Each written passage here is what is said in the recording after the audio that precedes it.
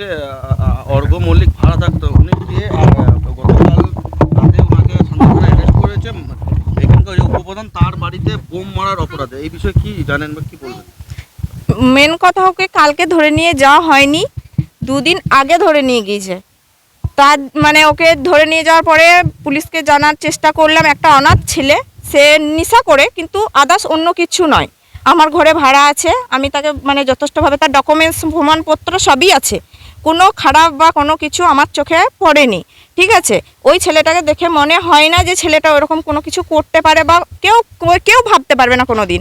কিন্তু যেহেতু ছেলেটাকে এরকম করে টর্চার করা হচ্ছে, ছেলেটাকে নিয়ে যাওয়া হয়েছিল, তারপরের দিনকে এখানকার আমাদের যে আলেপ নেতা আছে উনি বলার পর ছেলেটাকে ছেড়েও দেওয়া হলো।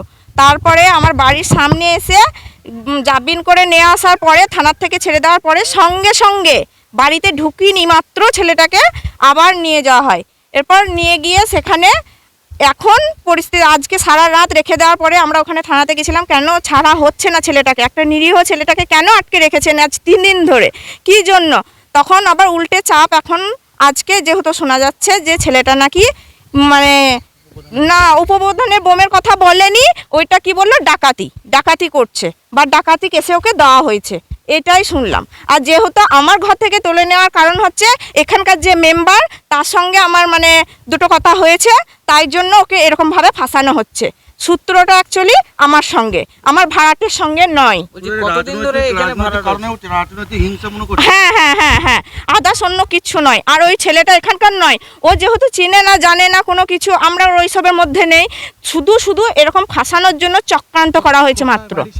ছেলেটার বাড়ি হচ্ছে আজকে, এই ছেলেটা আছে এখানে 6 মাস হয়ে গেল।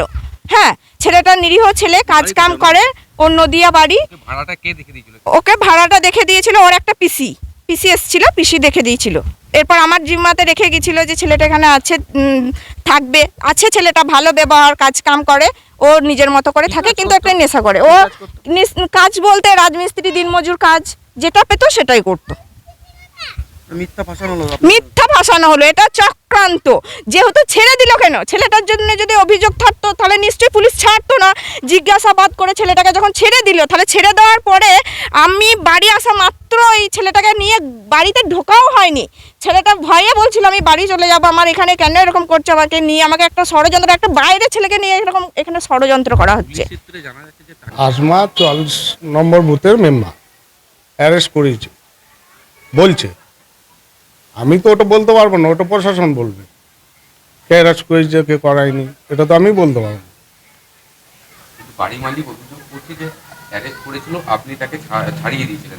না দেখুন, অ্যারেস্ট করছে, এসে কান্দাকাটি করলে যে দোষী, সে প্রশাসন তো তাকে শাস্তি দেবেই, ওটা তো স্বাভাবিক। যে নির্দোষ তাকে বিবেচনা করে দেখবে প্রশাসন, তাকে ছাড়বে।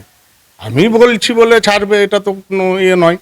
বাড়ি মালিক এটাও অভিযোগ করছে যে আসমা, যে বুথ মেম্বার, তিনি নাকি তাকে অ্যারেস্ট করিয়েছেন এবং ফাঁসিয়েছেন। সেক্ষেত্রে কোথাও না কোথাও প্রশ্ন উঠে যাচ্ছে, তাহলে কি উপপ্রধান মামুন শেখ তার নিজের বাড়িতে নিজেই বোমা মারা করেছে?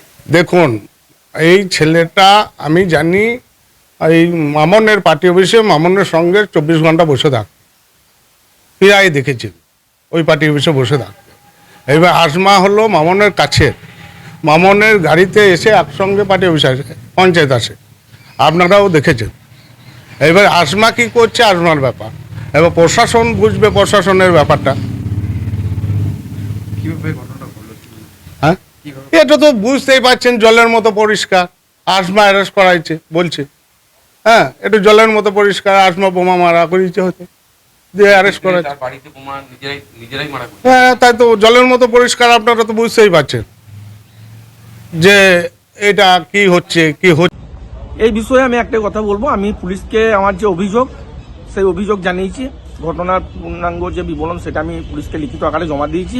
পুলিশ তদন্ত করছে, পুলিশের তদন্তের উপর আমার সম্পূর্ণ আস্থা, বিশ্বাস, ভরসা আছে। নিশ্চয়ই পুলিশ তদন্ত করে সত্য উদ্ঘাটন করবে এবং দোষীরা শাস্তি পাবে। আমি পুলিশের তদন্তের উপর সম্পূর্ণ আস্থা, বিশ্বাস রাখছি। পুলিশ তদন্ত করছে, দেখুন কোথায় থেকে গ্রেপ্তার হচ্ছে, কে হচ্ছে, এটা পুলিশের ব্যাপার, তদন্ত করছে পুলিশ, আমি নয়। তাই যা বলার তদন্ত পুলিশ করছে, আমার পুলিশের উপর সম্পূর্ণ ভরসা আছে। এই ঘটনার সঙ্গে কার বাড়িতে ভাড়া আছে আমি তাও জানি না, কোন মেম্বারের সঙ্গে তার ঝামেলা তাও জানি না। আমি একটাই কথা বললাম, এই ঘটনা আমি আমার অভিযোগ পুলিশকে জানিয়েছি লিখিত আকারে, তদন্ত করছে পুলিশ। বাকি যা তদন্তে উঠে আসবে সেটা পুলিশের কাছ থেকে আপনি সবাই জানতে পারবো। এমনটা অভিযোগ করছে তারা। দেখুন, ব্যাপার সেটা নয়, ব্যাপার হচ্ছে পাড়া প্রতিবেশী, আমি একটা জনপ্রতিনিধি, পাড়া প্রতিবেশী আমাকে কমপ্লেন করেছিল যে এখানে উচ্চ লোককে ভাড়া দিয়েছে এবং এখানে দিনরাত নেশা করছে, রাত্রিবেলায় গালাগালি ঝগড়া সব সময় করে, তারপর নেশা করে এসে চুরিপুটি করে আসে, এসব আমাকে পাড়ার লোকে আমাকে কমপ্লেন জানিয়েছিল। তার জন্য ওকে আমি বলেছিলাম যে এখানে এই ভাড়াটিয়াটাকে তুলে দিতে হবে, তার জন্য এইরকম আমার জন্য বলছি। সেক্ষেত্রে মামুনের বাড়িতে, উপপ্রধানের বাড়িতে বোমার কেসে কীভাবে ঘটনা? দেখুন, আমি তো সেটা বলতে পারবো না।